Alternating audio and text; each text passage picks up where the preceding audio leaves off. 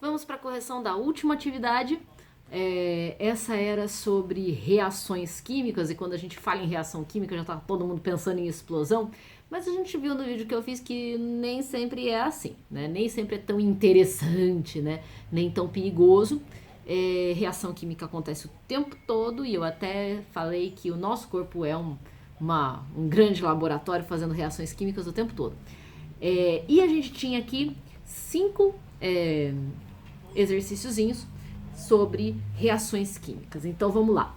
O primeiro exercício dizia o seguinte: entre as situações descritas a seguir, identifique as que apresentam evidência de transformação química. Olha só, identifique as que apresentam evidência de transformação química. Então eu só vou falar quais são as situações em que é uma reação química, porque nem todas elas é reação química. Vamos lá, situação 1. Em um copo, 3 pedaços de gelo estão derretendo, formando um líquido incolor. Gente, o gelo derretendo, quando ele derrete, o que é uma reação química? Vamos lembrar, reação química é quando alguma coisa que eu tinha antes se transforma em algo diferente. Não é mais o que eu tinha antes. Quando o gelo derrete, eu tenho a mesma água, só que ela está em estado físico diferente, sólido, líquido ou gasoso, ainda é água. As moléculas são as mesmas. Então, tanto é que a água pode voltar a ser gelo se eu esfriar. Isso é uma transformação física e não química. Né?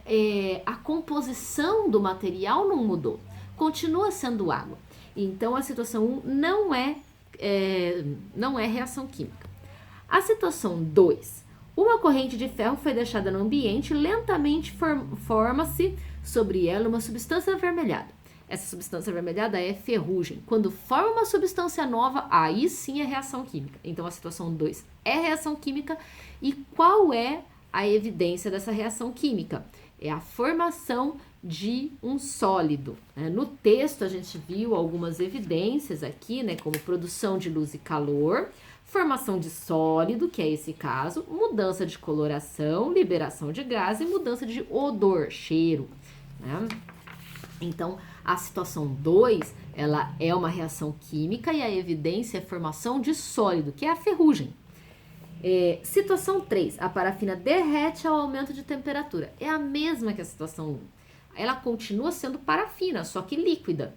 Então, não mudou a composição, não é reação química. Situação 4. Em uma garrafa foram adicionados vinagre e bicarbonato de sódio, usado como fermento. E em seguida, um balão de festa foi colocado na boca da garrafa. Aos poucos, o balão de festa se enche. Se o balão de festa encheu, o que significa? Que está saindo um gás de dentro da garrafa.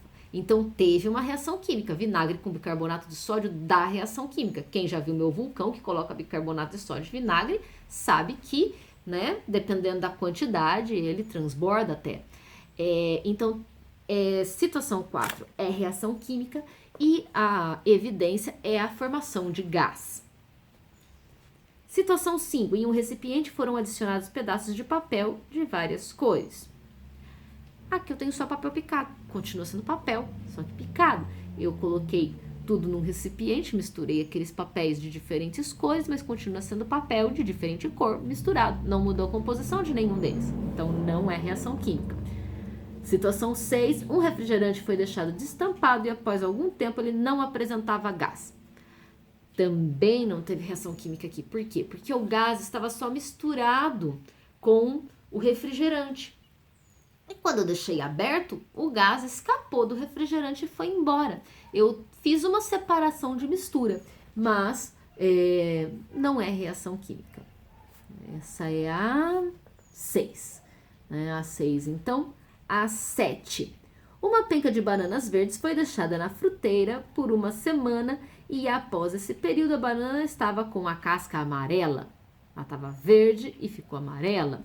Aqui teve uma reação química e a evidência é a mudança de cor. Ela vai amadurecendo, são os compostos químicos dentro dela que vão sofrendo reações químicas e se transformando em outras coisas. Situação 8. Em uma panela tampada há um líquido incolor, que ao ser aquecido evapora.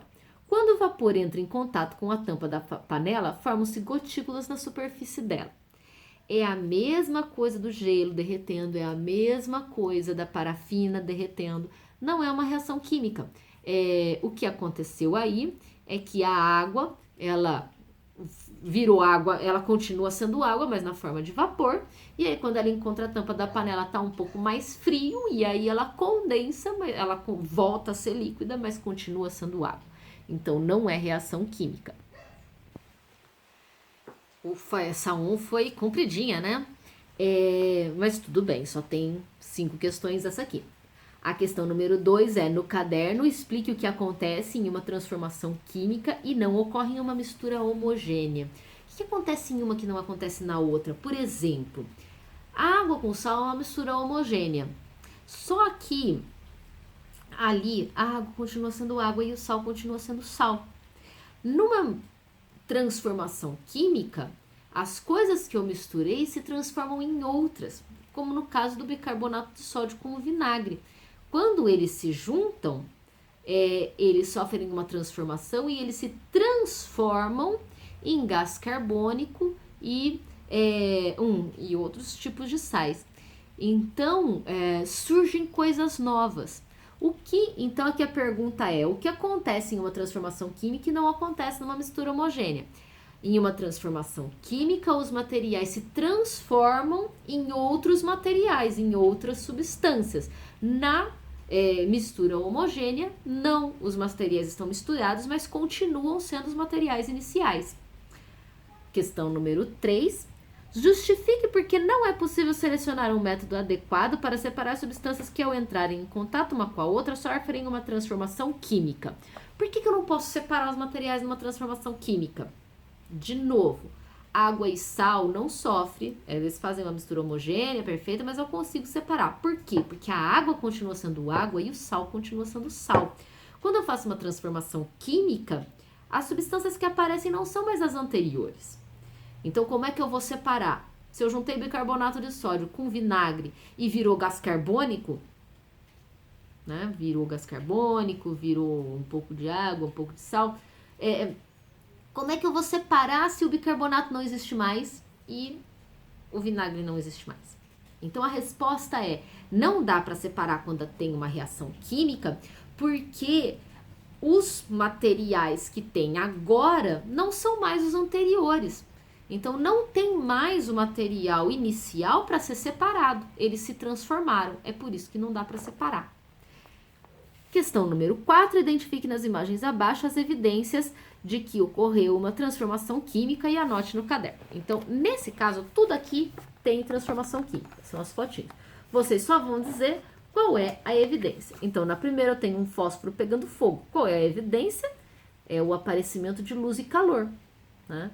Então, essa é a evidência. Neste aqui eu tenho, né, foi feita aqui uma reação em laboratório. E qual é a evidência? O que é que está saindo do nosso pote de reação química? Fumaça. Então, formação de gás é a evidência. Aqui, o que é isso? É carvão queimando, né? Então, quando o carvão queima, a evidência da reação química é, de novo, o aparecimento de luz e calor. O carvão começa a brilhar vermelho e se eu coloco a mão perto, não muito perto, por favor, né? Se eu coloco a mão perto, eu sinto calor. Essa próxima aqui, eu joguei solução de iodo em cima da batata e apareceu essa coisa escura.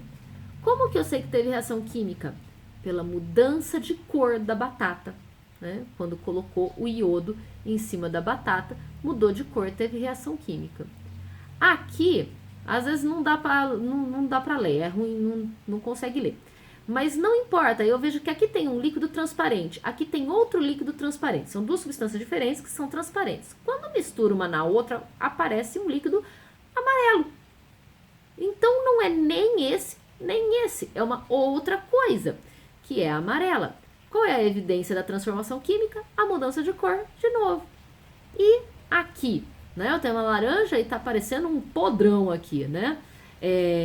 Tem duas evidências. Na foto eu só consigo ver a mudança de cor, Mas se ela estiver na sua frente, você consegue ver a mudança, sentir, né? Não ver, sentir a mudança de odor, né? A mudança de cheiro aí também. E por favor, não coma, mas também, lógico, vai ter mudança de sabor aí, né? Então seriam 3 evidências, uma delas ninguém quer experimentar. E a questão 5.